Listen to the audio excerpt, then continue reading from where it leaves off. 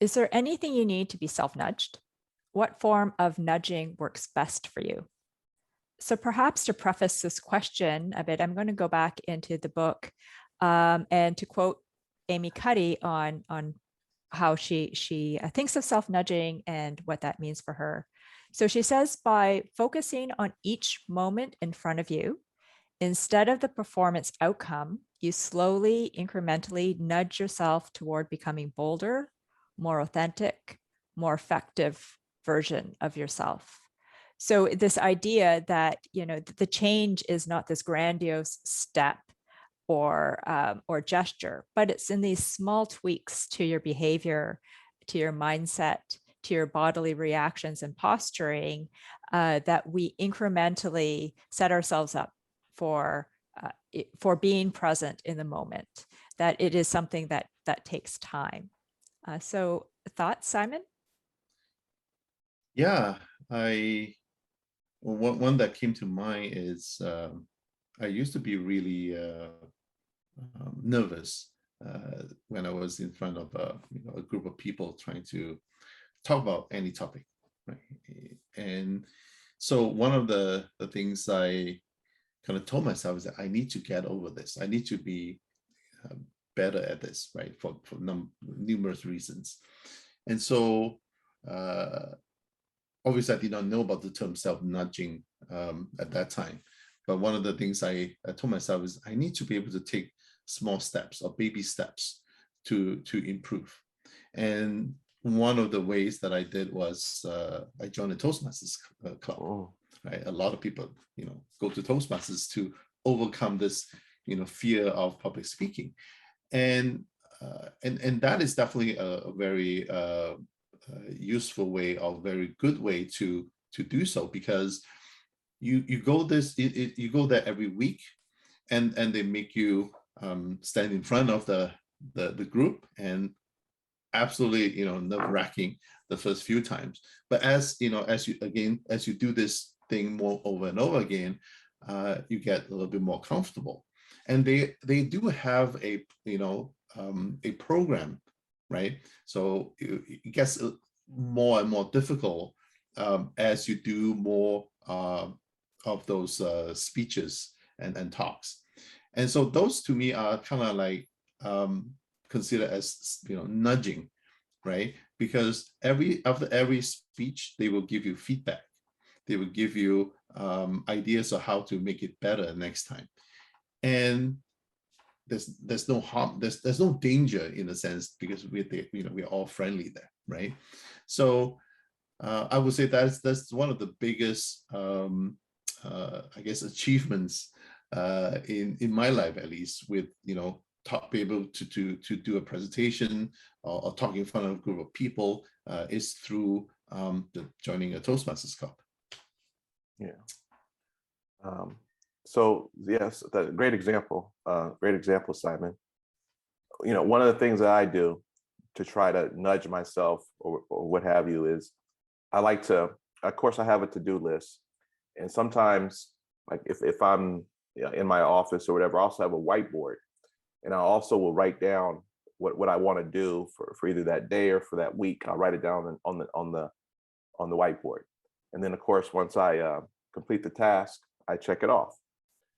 But of course, if it's incomplete and it's something that I said on Monday or when I got ready to set my agenda that I wanted to cover it or I wanted to accomplish it, and if it's unchecked, that gives me sort of a nudge. Hey, you haven't done this, and you said that you wanted to do this, and you said that you want to do it so much that you wrote it on the board.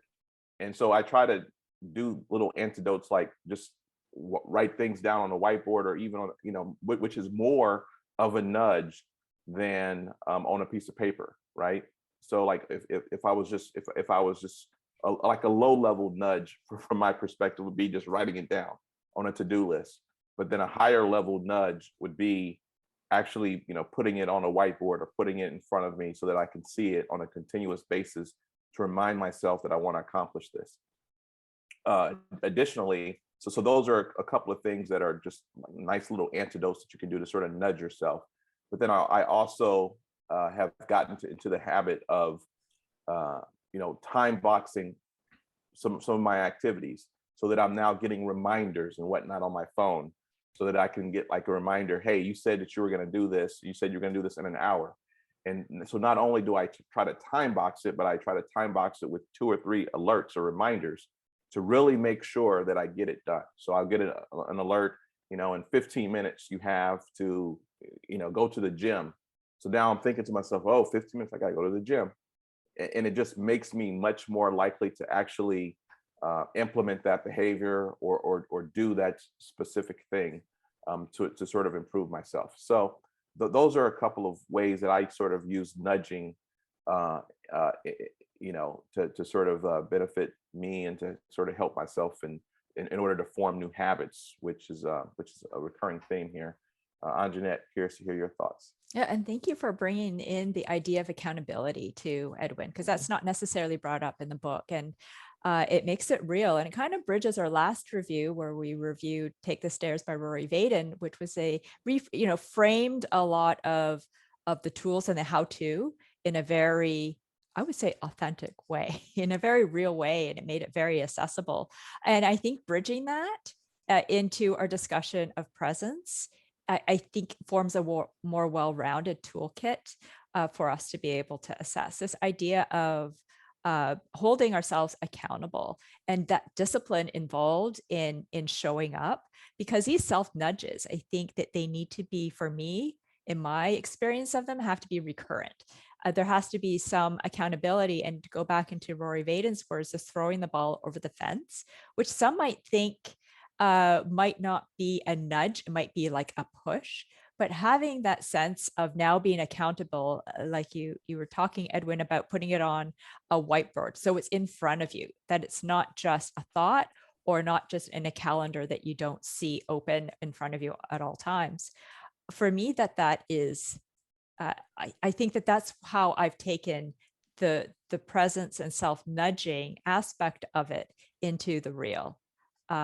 So it would be creating an event, or like you talked about, Simon, it might be going to Toastmasters or becoming part of it, versus it just being a thought. I'm just going to, work on power posing, but having that creating those opportunities to be in your body, to be present, I think is a great nudge. Or else, how do you then take the next step? For me as well, in a softer way, showing I have a somatic practice and mindfulness meditation practice, the discipline to start my day with that each and every day. That for me is forms into an accountability and self-discipline routine. But I am in my body. I start off each day bringing myself into my body, practicing, I think what Amy Cuddy says is a state, it's not a trait. So practicing being, just being and breathing and being with my thoughts, feeling into my dignity of this body, feeling a belonging in this body. For me, that's a nudge forth every day, because there are times, if this is a state, not a trait, that we are going to fall back into, the unknowing, into the discomfort. And certainly life as it's been for the past few years, there's a whole lot of uncertainty. So always sort of, maybe self-nudging might be that the world sort of steps back a bit, and yet we have to sort of go forward. And how do we navigate that? So that's sort of my way of through my own practice of self-nudging. And I think, Edwin, you mentioned this, the word habit, right? And I think that's also very important as part of the self-nudging practice, I guess. Because the last thing you want is that it make it so difficult that you just forget about it, right? And it's something that you want to be able to build that into your daily routine or rhythm, so that over time you will improve on whatever you want to improve, right? In this case would be, how can you be more present? Then these kind of habits will get you there over time. And that's the thing too, reframing that idea of repetition, that self-nudging, if we were to self-nudge ourselves like once a year, that's probably not going to, it would take, because there is this idea of needing to fully embody the practice. So I've learned that it takes about 300 times of a repetitive, let's say, a movement for muscle memory to be activated, so your body can respond naturally to that movement or thought. And it takes about 3,000 times for something to become embodied. Right? So when I work with somatics, whether that is even, we can take presence, right? Feeling into the presence of our body.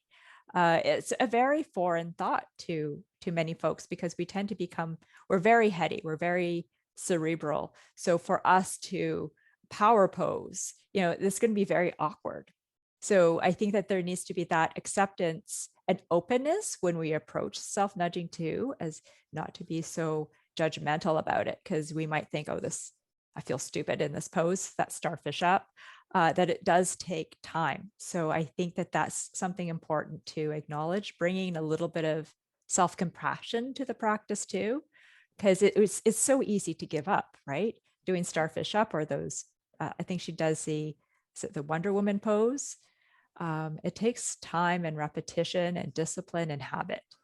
So yeah, great points.